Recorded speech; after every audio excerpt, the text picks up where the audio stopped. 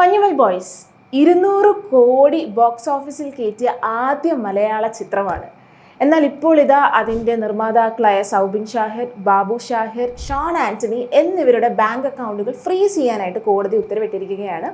അരൂർ സ്വദേശിയായ സിറാജാണ് പെറ്റീഷണർ. 7 കോടിയാണ് സിനിമയുടെ നിർമ്മാണത്തിന് വേണ്ടിയിട്ട് ഇൻവെസ്റ്റ് ചെയ്തിരുന്നതെന്നാണ് പറയുന്നത്.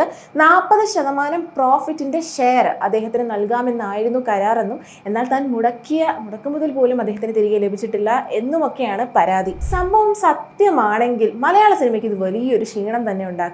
കാരണം മലയാള സിനിമ അത്രയേറെ ചർച്ചാ വിഷയമായിക്കൊണ്ടിരിക്കുന്ന ഒരു കാലഘട്ടം തന്നെയാണ് ഇത്. മലയാള സിനിമയുടെ റിയലിസവും സിനിമ എടുക്കുന്ന രീതിയും ഒക്കെ ലോകമെമ്പാടും ചർച്ച ചെയ്യപ്പെടുന്നതിനിടയിൽ ഇത് വലിയ ഒരു ക്ഷീണത്തിനിടയാക്കും. ഇനി എന്ത് വിശ്വസിച്ച് ഇൻവെസ്റ്റേഴ്സ് മലയാള സിനിമയ്ക്ക് വേണ്ടി പണം മുടക്കും എന്നതും ഒരു ചോദ്യമായി തുടരുന്നു.